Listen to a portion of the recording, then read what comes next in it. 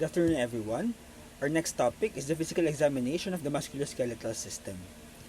Okay, so this is a pretty long topic, so I'm going to try to go as fast paced as I can. And I would like to attribute, right now, I would like to credit Dr. Artemio Rojas of UPPGH for the learning materials included here. He's also affiliated with the Medical City. Okay, he was my teacher in neurology. Okay, so I have divided um, this examination, which is actually part of the neurologic physical examination.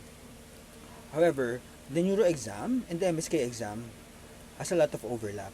So I have just decided to include parts of the neuro exam here in the MSK portion, specifically the motor testing, the sensory testing, as well as the meningeals. The neurophysical examination, I have decided to include the cranial nerves. Okay? So before we begin, I would like to emphasize that the nervous system has three main long tracts that I would like you to remember. Of course, there are many more tracts in the nervous system, so this is just scratching the edge. But these are the three most important ones. Okay?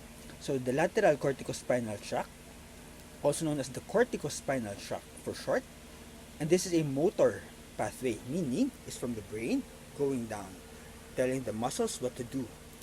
Okay? And for each pathway, I would like you to remember the level of decussation. Decussation just means the right part of your body is managed by the left part of your brain. So, we have to cross over. Decussation just means crossing over. So, you need to remember at what level the nerve fibers decussate because it's going to affect the symptomatology later on. Okay, so three pathways, right? One motor and two sensory. So the sensory pathways are different. Okay, so sensory sense such as vibration, joint position, also known as proprioception, and fine touch are managed by the posterior column, or as I would like to call it, dorsal column medial lemniscal pathway, or DCML for short. Okay, while the sensory pathways such as pain, temperature, and crude touch are managed by the anterolateral pathways. The dorsal column medial lemniscal pathway decussates at the internal arcuate fibers, which are located in the lower medulla. So it's here in the brain already. The corticospinal tract also decussates at the cervicomedullary junction. So at the border between the neck, cervix, and the medulla, which is the medulla oblongata, right? So these two pathways, the corticospinal tract and the dorsal column medial lemniscal pathway, decussate high up, while the anterolateral pathways decussate at the level of the spinal cord, at the anterior commissure. So remember that. So three pathways: the corticospinal tract, the dorsal column medial lemniscal pathway, as well as the anterolateral pathways. So keeping that in mind, let's go now to the first part, which is motor testing. Later, I'm also going to discuss sensory and meningeal. Okay? So for motor testing, it's important to differentiate between an upper motor neuron lesion as well as a lower motor neuron lesion. So if the damage is in the lower motor neuron, meaning in the peripheral nerve, then the cell body or the soma is located in the dorsal root ganglion. Okay, so as the lower motor neuron lesion, the manifestation is going to be hypotonia and hyporeflexia or areflexia, as well as wasting or atrophy and fasciculations. Okay, in contrast, if it's an upper motor neuron lesion, meaning it's part of the central nervous system, okay, then the manifestation is going to be hypertonia or spasticity and hyperreflexia, as well as a positive Babinski sign. So the way to remember this is, think of it this way. The lower motor neuron is responsible for the movement of the muscle, while the upper motor neuron serves as a regulatory control. So, if the upper motor neuron is damaged, then the lower motor neuron is going to be disinhibited. So it's going to be more active than usual. That's why, if the upper motor neuron is damaged, then there's going to be an increase in reflexes as well as an increase in tone. Okay? This table just summarizes these findings. Again, if upper motor neuron lesion, this inhibition, increase in reflexes and increase in tone. While if it's a lower motor neuron lesion, it's going to be weakness and atrophy, as well as fasciculations. Later I have a picture. I'm going to show you what fasciculations look like. Okay, so during the physical examination, we start with inspection. You look at the muscle mass. Is it symmetrical? And also you compare left and right as well as proximal to distal. If there is a decrease in mass, it could be atrophy. If there is an increase, it could be hypertrophy. If there is any asymmetry, it needs to be explained. Okay? Note also if there is any fasciculation, tremor, or involuntary movement. The examination should proceed in an orderly fashion, meaning it should have one direction. And the direction used in the MSK exam is retrocaudal. So from the head, going down. And throughout the process, you're comparing between left and right to check for asymmetry. So for example, look at this figure. Does the left calf muscle look bigger than the right? So the question is it left calf hypertrophy or is it atrophy of the right? Okay. So in this figure, we're seeing atrophy of the thenar muscles here in the left hand. Remember, this is thenar, this is hypothenar. Okay. So you could also note diffuse muscle wasting. So the cause of this atrophy is peripheral denervation. So that's a lower motor neuron. Yes. Okay. So you could also note abnormal movements. For example, chorea. Chorea are multiple quick random movements, usually most severe here at the peripheries, at the appendicular muscles. Right? Chorea.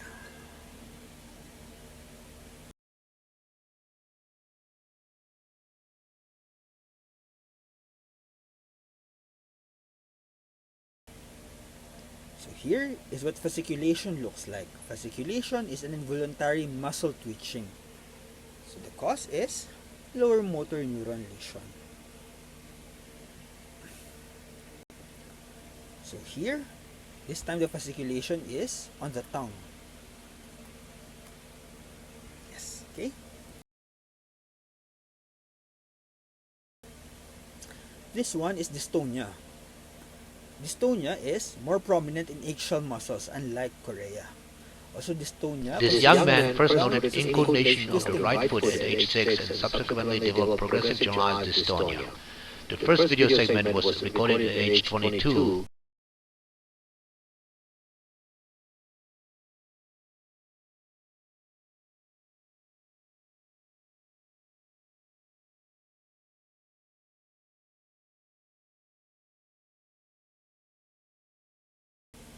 Okay, so this is Parkinson's disease.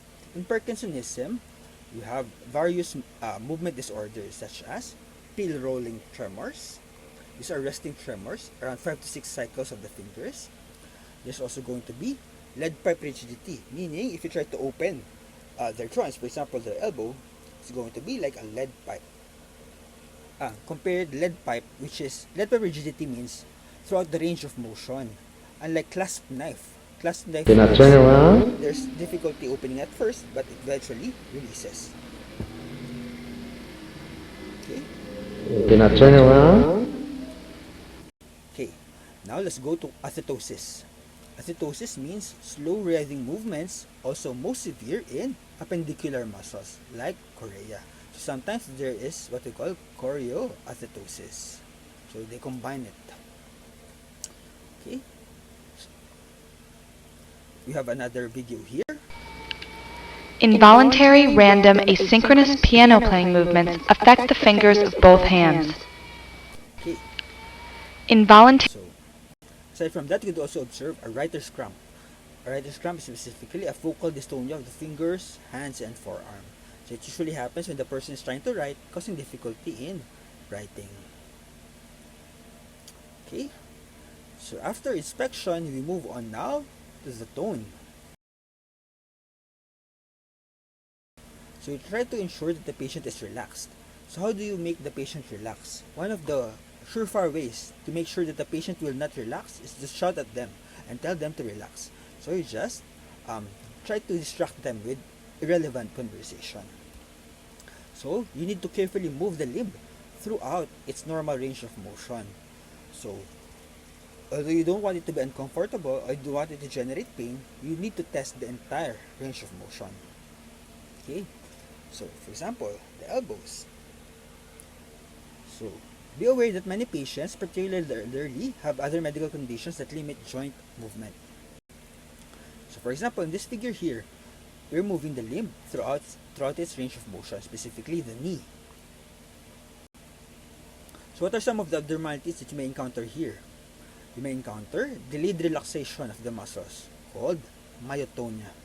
So here the patient was instructed to clasp their hands and then release it, but there was delay in relaxation of the muscles. There's another form of myotonia called percussion myotonia. The relaxation happens delayed after doing percussion. So here, the patient struck the patient's hand with the neurohammer, and it took a long time for the thumb to relax. Okay, so what are some of the tests to check the motor strength of the upper extremities? This time, not tone, but strength. So in tone, it's just passive movement of the joints and the muscles. But here, we're checking strength, and we need to grade it. So one of the ways to test for subtle weakness is the pronator test. You ask the patient to hold their arms out in front with their palms facing upwards and to close their eyes. And you need to check the position of the arms. So if there's subtle weakness, then the palms would be starting to drift, and start to pronate. Okay? So this is a subtle way to test for weakness. There's another test, which is the arm roll test. And in UPPGH, we call it the Libarnes roll, after a professor. So we just ask the patient to roll their arms forward for at least 5 seconds and then backwards for another 5 seconds. Then you observe whether the movement is equal. If there's weakness, for example, in my left hand, then the arm is going to be moving much faster. It's going to roll around the weaker arm. Okay? Okay. So how do you grade the motor strength? You grade it 0 to 5. So how do you instruct the patient? You tell the patient, I'm going to apply pressure, resist against it. In Tagalog, in Filipino, subukan pong galawin yung katawan ninyo, labanan nyo po. Bigay nyo po yung buong pwersa ninyo. No? Subukan nyo pong labanan. So, if it's normal, if the patient is able to resist you, then it's 5 out of 5. If the muscle doesn't move at all, then it's 0 out of 5. So it happens, of course, in the case of paralysis, complete paralysis. Okay? Right. 3 out of 5 moves against gravity. 4 out of 5 moves against resistance but weak. 2 out of 5 moves when gravity is eliminated. Let me clarify that concept further. So for example, if the patient is able to flex their elbow like this, that's movement against gravity. But if the patient is unable to do that, but the patient is only able to do when the arms is sideways, so that's when gravity is eliminated, right? So that the score of that patient is going to be 2 out of 5. Okay. All right. And it's important to not confuse nerve roots from peripheral nerves. So one of the main tasks of the neurologic physical examination, as well as the MSK exam, is localization. Meaning, if I ask you where is the lesion, you should be able to identify where is it based on your physical examination findings. And in doing so, you should be able to clarify and not confuse nerve roots from peripheral nerves. In other words, you have to be familiar with your neuroanatomy. So the nerve roots are named after their spinal level, right? So C5, C6, C8, T1 for the upper extremities. But for the peripheral nerves, they are named. For example, the musculocutaneous nerve, um, axillary nerve, radial, median, and ulnar. Now, for manual motor testing, I would like you to remember each muscle group. What's the muscle involved? What's the action, of course? And what's the peripheral nerve? And what's the nerve root? Okay. So let's start first with shoulder abductors. Like this. Okay, so here testing for nerve root C5. The main muscle being tested is the deltoids. But of course, it's complicated because depending on the range of motion, you could be testing for different muscles. Okay, just review your anatomy. But suffice it to say that the proper positioning is like this. The patient should hold their both arms straight out to the sides. Okay, not more than 90 degrees and not like this. Okay, then you push down the patient's arm proximally at the elbow. And then one advice I can give is that when you're testing one muscle group, you should test it with your equivalent muscle group. So for example, if you're testing the patient's shoulder abductors, then you should use your shoulder abductors as well to provide resistance. Okay, so C5, shoulder abductors, deltoids. Next, elbow flexion, C5 as well. Okay, the main flexor and supinator of the forearm is the brachialis. These muscles are innervated by the musculocutaneous nerve. The musculocutaneous nerve is the peripheral nerve. And take note, the position is like this. There's a different way to test between the brachialis and the biceps. No? So one is semi-pronated. If it's semi-pronated, you're testing for the biceps actually. So take note, this is a different test. The arm is semi-pronated, like this, because the muscle being tested is the brachioradialis, the nerve root C6. Next muscle group, elbow extension, C7, this time extending. The main extensor is the triceps muscles, innervated by the radial nerve. Next, for wrist extension, you could test it like this. Okay? And take note that the arm should ideally be resting here. Or otherwise, you could provide support just to make sure that the patient isn't actually doing elbow extension. So in wrist extension, you're testing the extensor radialis muscles innervated by the radial nerve. Okay? So one of the clinical findings that you could see, one of the clinical syndromes that you could find in the clinics is what we call the Saturday night palsy. So someone who has lost consciousness sitting on an armchair would have an impingement here, and that impinges on their radial nerve. So the nerve can be compressed against the humerus for a prolonged period of time. That causes a wrist drop. They are unable to extend their wrist. Next group of muscles is wrist flexion. So here the muscle groups that control flexion are innervated by the median and ulnar nerve.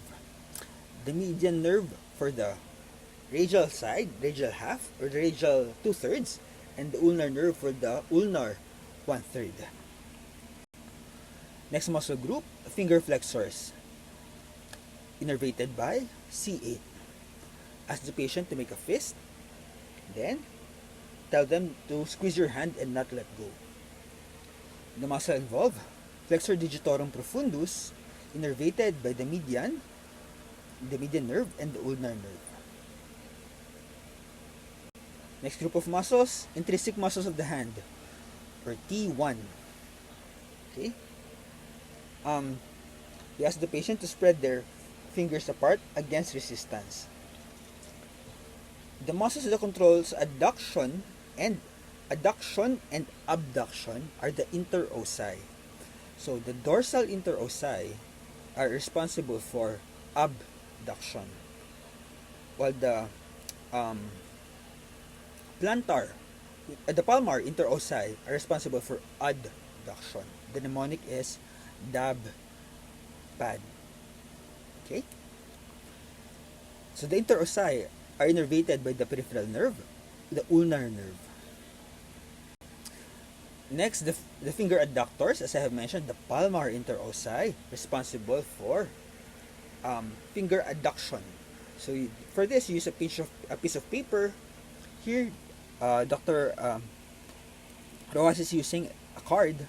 So you instruct the patient to pinch the paper and not let go. The nerve root involved T1. Okay. Next, the finger extensors. Muscle group involved are the extensor digitorum. These are the nerve roots. Okay. And you ask the patient to extend their fingers against resistance. Okay. So how do you interpret these findings? So if it's proximal, it's more likely going to be myopathy. So there's various skeletal muscle syndromes out there. While, so proximal, for example, hip extensors and hip flexors. But if it's distal weakness, it's going to be more likely peripheral neuropathy. Okay? If it's a pyramidal weakness, in other words, predominantly affecting finger extension, elbow extension, as well as shoulder abduction, but the elbow flexion and grip are relatively preserved, is suggestive of an upper motor neuron lesion, also known as a pyramidal weakness. Okay, we're done now with the upper extremities. Let's move on to motor testing of the lower extremities. For hip flexion, the nerve roots being tested are L1 and L2. So with the patient seated, ask the patient to flex their hips. The main hip flexor is the iliopsoas, innervated by the femoral nerve. Next is hip extension. You ask the patient to lie prone. Then, you instruct the patient to lift their leg off the table against resistance. The main hip extensor is the gluteus maximus, innervated by the inferior gluteal nerve. Next, action. Knee extension, nerve roots L3 and L4. Have the patient seated and press on their quads to make sure that they are stabilized. Extension is done by the quadriceps muscle group. Remember yung mga vastus, the vastus lateralis, medialis, etc. And they are innervated by the femoral nerve. Next is hip adduction. So place your hands on the inner aspect of the thighs and you tell your patient you're going to try to open their legs and they have to resist it. Many muscles are involved, but they are all innervated by the obturator nerve. Next, for hip abduction, ask the patient to open their legs against resistance. Okay? Many muscles involved. Next is knee flexion. You could do it sitting down, but you could also do it with the patient lying prone. So the nerve root being tested is S1. Flexion is mediated by the hamstrings, innervated by branches of the sciatic nerve. Okay. Next, we're still going rostrocaudal, right? Next is ankle dorsiflexion, nerve root L5. The muscles which mediate dorsiflexion are innervated by the deep peroneal nerve. The deep peroneal nerve is susceptible to injury because it wraps around the head of the fibula. It's right here in the lateral aspect of the knee. It's right below the knee. So if the deep peroneal nerve is injured, then the patient exhibits foot drop. Then they are unable to dorsiflex their foot. Okay. This is the same muscle group being tested. And lastly, we have ankle plantar flexion. Nerve root being tested is S1. We ask the patient to step on the gas. The muscles being tested are the gastrocnemius and the soleus, sometimes called the gastrosoleus, as a single muscle complex. They are innervated by the sciatic nerve. You could also test plantar flexion and plantar dorsiflexion by asking the patient to walk on their toes. When you ask the patient to walk on their toes, you're testing plantar flexion. When you ask the patient to walk on their heels, you're testing dorsiflexion. Another part of the neurologic examination is gait. So, if you have a normal gait, then you have normal posture, step size, as well as arm swing. Okay, so one of the tests that we do ask the patient to do is tandem walking. Walking heel to toe. Okay? Walking heel to toe could test cerebellar function. So while the patient is standing, you could also ask to do the Romberg test. The Romberg test is also cerebellar. Okay? So how do you do the Romberg test? You ask the patient to stand unaided with their eyes closed. Okay, if the patient sways or loses balance, this test is positive. Make sure that you stand near the patient to catch them in case they fall. Okay, emphasis on the Romberg test, the patient only sways or falls once they close their eyes because they have a problem with proprioception. Remember proprioception, in which you coordinate your vision with your position sense? Take note that the Romberg test is not really a test for motor function. It's actually a sensory test. At this point, I would also like to tell you about the different pathologic gaits. So someone with Parkinsonism is going to have a shuffling gait. So imagine an elderly patient, shuffling gait, with no arm swing, and also difficulty initiating or stopping. They have difficulty turning as well. Okay? Someone with a foot drop is going to have high stepping. Okay? Sometimes called a steppage gait. Some with a paralysis, for example, post-stroke, would have what we call spastic hemiparesis. And in this, the position, the leg is extended and the foot is plantar flexed. Okay? Those with a sensory ataxia, for example, those who have had sensory problems because of a stroke, they have a wide, unsteady gait. That is worse when their eyes is closed. Cerebellar ataxia is something similar. They are also unsteady, wide-based, but they have also a difficulty in turning. Also, they veer toward the side of the lesion. So, for example, if you have a right cerebellar stroke, then their gait would be veering towards the right. And lastly, antalgic. Antalgic just means they are trying to avoid pain. So, they are trying to shorten the contralateral step. And that's it for our testing of the manual motor testing. Now let's move on to cerebellar testing. Okay, so if the corticospinal tract decussates once and the three major tracts decussate once, cerebellar lesions are ipsilateral because the pathways decussate twice. Okay, so for example, if you have a stroke on the left hemisphere, your paralysis may be on the right. But if you have a cerebellar stroke on the left, your unsteadiness or your lack of coordination is going to be located on the same side, ipsilateral. It's going to be located on the left. So these are the tests for cerebellar function. So for example, if you had a stroke in your cerebellum, these are going to be the abnormal findings. First is eye movements. So they're going to have nystagmus. So you're going to test for it during the cranial nerve examination.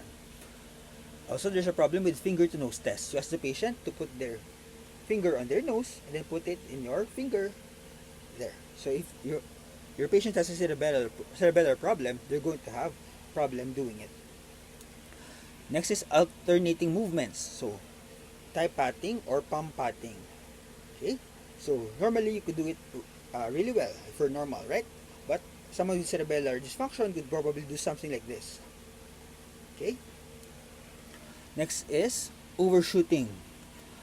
So, you do it, you try to pull, you ask the patient to pull against resistance, and then you suddenly let go. Because they are discoordinated, because the cerebellum is responsible for coordination, then they could even hit themselves. You could also do a heel to shin test. You ask the patient to tap their heel on their knee and then slide it down their shin. And lastly, those with cerebellar problems are going to have hypotonia, meaning they have passive movement and pendulous reflexes. Okay. So overall, I'm just emphasizing that the cerebellum is responsible for coordination. So you are just testing, all of these are just testing for coordination. Take note that an intention tremor is different from postural tremor. Postural tremor is held against a certain position. So if you ask your patient to outstretch their hand and they have tremors there, that's not the one that is really indicative of a cerebellar lesion. The problem with the cerebellar problem is unintentional tremor. So I have a video in the next slide. This shows the intention tremor in a finger-to-nose test. So you're asking the patient to put their finger on their nose and then the finger on the examiner's finger. So here you can see as the patient tries to approach her finger, they are discoordinated. Okay, so here this is a normal patient, but someone with a cerebellar lesion is going to have difficulty doing the finger-to-nose test. So this is the palm slapping test. Normally you can do it easily, but if someone has the hokinesia, then they are not able to do it properly. You could do it on your palm, but you could also do it on your thigh. This is the resistance testing. So here, you're asking the patient to flex their elbow against your resistance. Then you suddenly let go. But of course, you should be able to catch the patient's fist so that they won't hit themselves. Now here, this is the heel to shin test. The doctor here or the examiner here is asking the patient to tap their heel on their knees twice and then slide it down their shin. So here, this is the Romberg test. As I have mentioned, they should be steady with their eyes open. But when they close their eyes, there's a problem. So because this is a problem in proprioception. Okay. So here we're testing for postural tremors. This is nystagmus, which is jerky eye movement. So nystagmus is named after the direction of the fast face.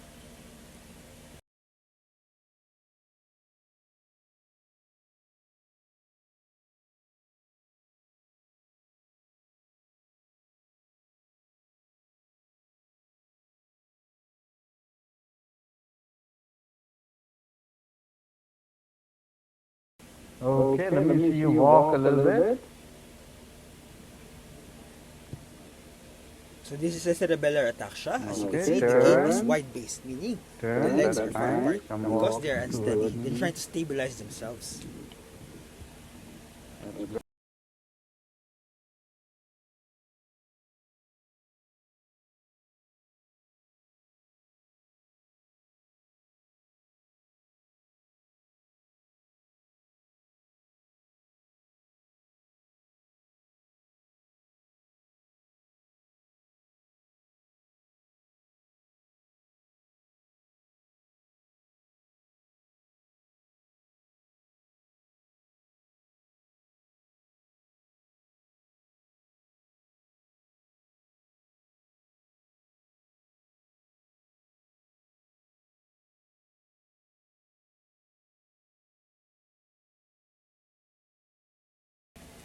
Okay, that's just it for cerebellar testing. Now let's move on to reflexes. Reflexes, because they are reflexes, they need a fast response. They do not reach the brain. They are just located at the level of the spinal cord. So for example, in the patellar tendon stretch, if you stretch your neurohammer on the patellar tendon, that's just going to transmit to the spinal cord synapse, and then movement is going to be automatic. So here's the proper way to hold your hammer. You actually move at the wrist and you just hold it lightly. You don't really hold it like a hammer of a blacksmith, for example. Okay, and then you grade the reflexes. So as I have mentioned, there are certain conditions that lead to hyperreflexia or hypo or areflexia. So the normal tendon reflex grade is 2+. You could write it with a number or you could write 2 pluses. So if there's no reflex, it's absent. Okay, let's clarify some of the terms here. So clonus means repetitive movement. So hyperactive just means the knee jerk was stronger than usual. Clonus means it moves for a longer time or repeatedly for several times. So unsustained just means it extinguishes, but if it's sustained clonus, then it doesn't really stop for a long time. Okay, so let's clarify here. Reinforcement. What's reinforcement? So you could do certain maneuvers to try to distract the patient or to try to strengthen the reflex. So for example, you could ask the patient to do this while you strike their patellar tendon. That's actually a form of reinforcement. So this is a drastic maneuver. Okay, so you are going to report the results of your reflex testing. Should be able to do this person, to draw this person, and the different areas of the person corresponds to certain reflexes. For example, the biceps reflex is indicated here, while the tricep reflex is here, the brachioradialis reflex is here, the knee reflex is here, and the ankle reflex is here. The plantar reflex, or Babinski sign, we're going to discuss that later on. We just write whether it's downgoing or upgoing. Okay, so we're going to test for each of the reflexes. Let's start with the biceps reflex. So for this, here you're testing actually for the nerve root C5 and the peripheral nerve, the musculocutaneous nerve. So here you place your index finger on the biceps tendon and you swing the hammer on your finger. So here, the patient's hand is placed on their abdomen. You place your finger on the biceps tendon and then you strike your finger. There's also the supinator reflex. But actually it's a relatively bad name because it's actually testing for the brachioradialis. So here, you place the arm on the abdomen again and you place your finger on the radial tuberosity. You hit your finger with your hammer. Here you're testing for the radial nerve, nerve root C6. So here's how you test for the supinator reflex. Place your finger on the radial tuberosity. Then you strike your finger. Okay. Next reflex, triceps reflex. Again, arm across the chest, hold the wrist at 90 degrees, and then strike the triceps tendon directly. This time you don't use your finger. Here you're testing for the radial nerve, nerve root C7. You do it like this. You could also do it like this. Next is the finger reflex. So there are two methods, the Tromner's method and the Hoffman's method. You hold the hand in the neutral position, then you strike the back of your fingers. So here you're testing for these muscle groups, the flexor digitorum profundus and superficialis, as well as the median and the ulnar nerve. The median for the radial part, radial 2/3, and the ulnar nerve for the medial 1/3. The nerve root being tested is C8. So this is the Tromner method. You do it upward, while the Hoffman method, downward. Do I have a mnemonic for that? Yes, the Hoffman method, just imagine a horse, no? With hooves. Okay. Next is the knee reflex. So you place the arm under the knee so that the knee is at 90 degrees. Then you strike below the patella and watch the quadriceps. You're testing for the femoral nerve, nerve roots L3 and L4. Oh, by the way, we have moved on to the lower extremities. So you strike directly at the patellar tendon. You could do it with the patient prone or with the patient sitting down. Next is the ankle reflex. Here, you strike the ball of their foot with an angle of 90 degrees. The nerve root being tested is S1 to S2, and the peripheral nerve being tested is the tibial nerve. So here, just strike the Achilles tendon. Okay? As I have mentioned, you could do reinforcement. So if it's only present at reinforcement, the grade is S-, right? So this is the Chandrasik maneuver. While the patient is doing that, you strike their patellar tendon.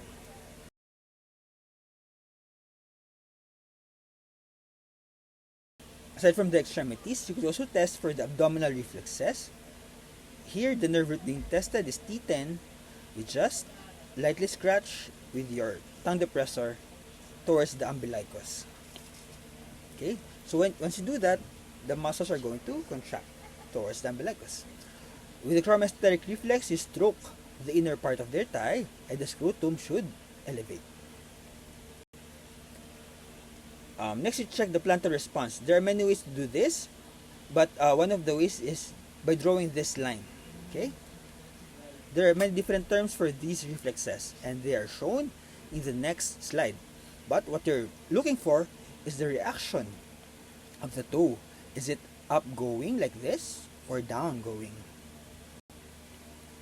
So these are the many maneuvers to elicit abnormal toe responses. So the classic one is the Babinski, the one where you slide on the lateral aspect of the toe.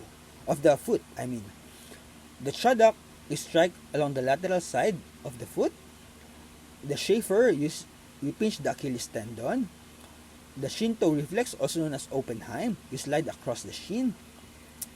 Calf toe reflex, also known as Gordon, you squeeze the calf muscles.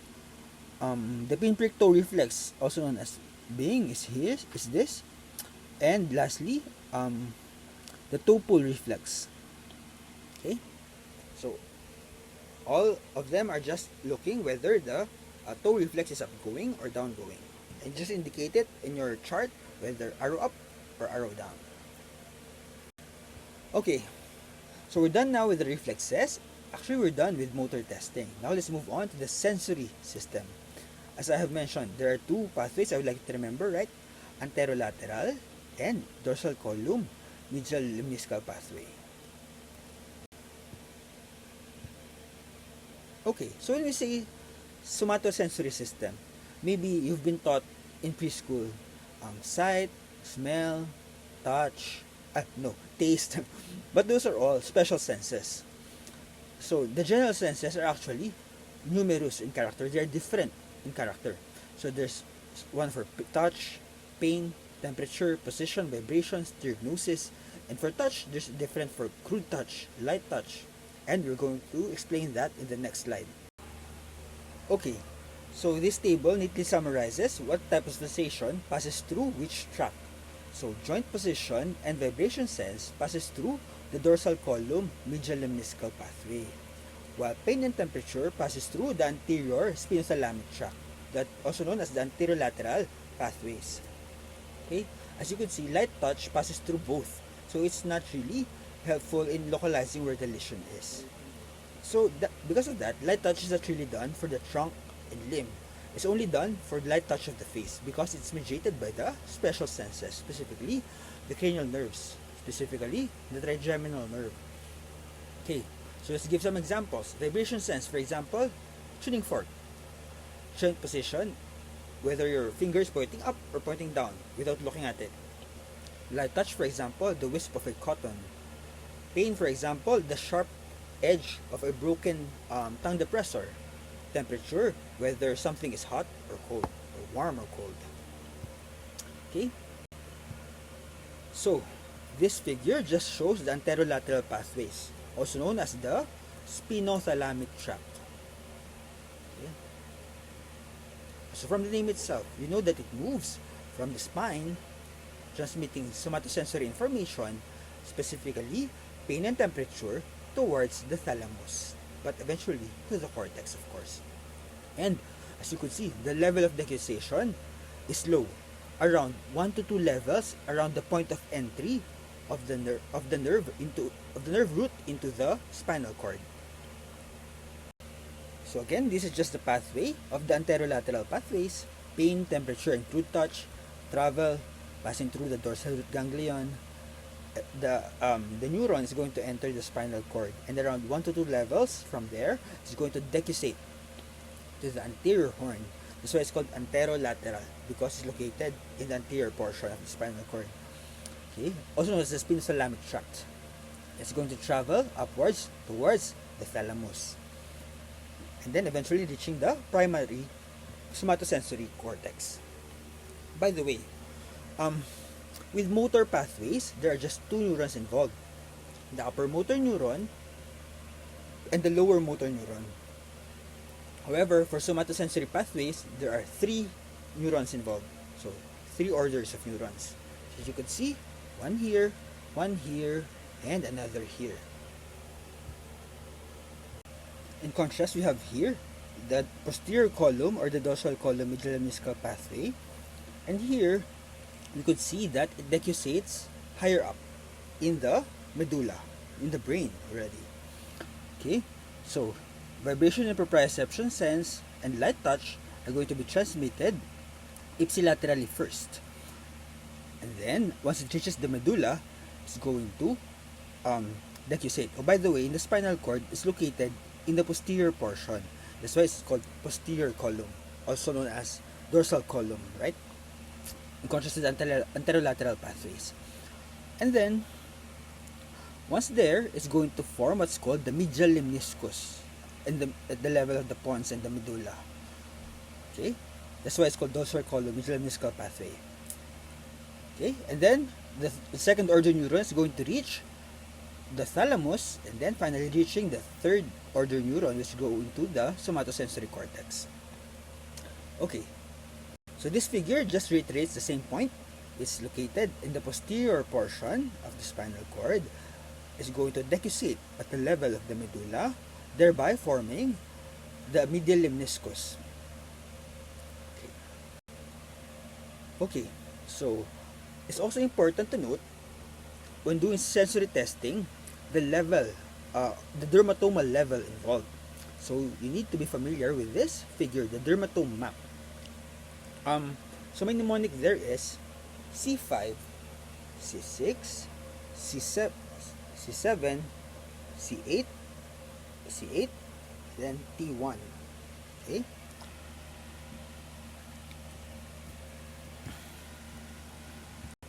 As I have mentioned, touch is not just touch. It's actually a variety of information.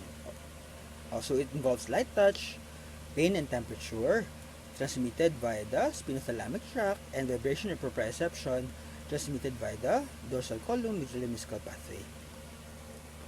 Okay, so there are many tests, but we're going to focus now on the peripheral nerve test, the primary sensory exam. There are also various other tests such as 2-point discrimination. Essentially here, you have two needles, and you're asking the patient at one point, do they recognize that there are two needles actually there? That's the point of 2-point discrimination. Stereognosis means being able to identify the object just by touch. Graphesthesia means being able to identify a figure just being drawn on your body. Okay, so all of these help localize lesions affecting the cerebral cortex. So these are actually testing for cortical functions. But we're going to focus on the peripheral nerve testing. Again, those involving the spinothalamic tract and the dorsal column pathway. So what are the things that you test? So, pain and pain for the anterolateral pathway, vibration and joint position, as well as proprioception for the posterior pathway. So what are the instruments that you're going to use? For pain, use the edge of a broken wooden tongue depressor. For vibration sense, you could use tuning forks, 128 to 256 Hz. For joint position sense, you test it using the fourth finger, and for the lower extremities, the second toe. And of course, proprioception, you do the Romberg test. So here, what are they testing for here? Here, they're testing for proprioception. So the patient's eyes are closed. The examiner is asking, are your fingers pointing upward or pointing downward? So here, what are they testing? They're testing for vibration sense. So the examiner instructed the patient, raise your hand when you feel the vibration stop. Okay? And they're placing it on the bony prominences. So it starts with the finger, but eventually it's going to move to the elbows, etc. Okay? So what's the pathway being tested? Posterior pathway. Okay. So here they move on from the finger to the elbow. Okay? And lastly, for sensory testing, we have Romberg's test for proprioception. So we're done now with motor testing involving manual motor testing, cerebellar testing, as well as reflexes. And we're done now with somatosensory testing as well. So we're going to move on to meningeal testing. What's important to remember is that the meninges have three layers: dura, arachnoid, and pia mater. Out of all these three, the dura mater is exquisitely sensitive to pain. So in other words, for example, if you have an inflammation or an infection, so your meninges are going to be sensitive. So for example, if you move your knee or if you move your neck, those are going to stretch your meninges, and those are going to cause pain. So these are used for testing for various meningeal conditions such as meningitis. Okay, let's start first with the first sign, which is Brunziski's sign. In a way, these two signs are opposite of each other. You will see later. So in the Brunziski sign, you passively flex the neck. So if there's any resistance there, for example, if the patient bends their knee, especially out of pain, then positive for Brunziski's sign. The other test is Koenig. This time, you're actually moving the knee. So what you do here is, you flex the hip, and then you extend the knee. So if there's any limitation of leg extension due to pain, that's because of the stretching of the meninges, then there's a positive meningeal sign. Right? And that's just it for our lecture. Thank you very much for your attention and for listening. If you have any questions, don't hesitate to message me. Thank you, everyone.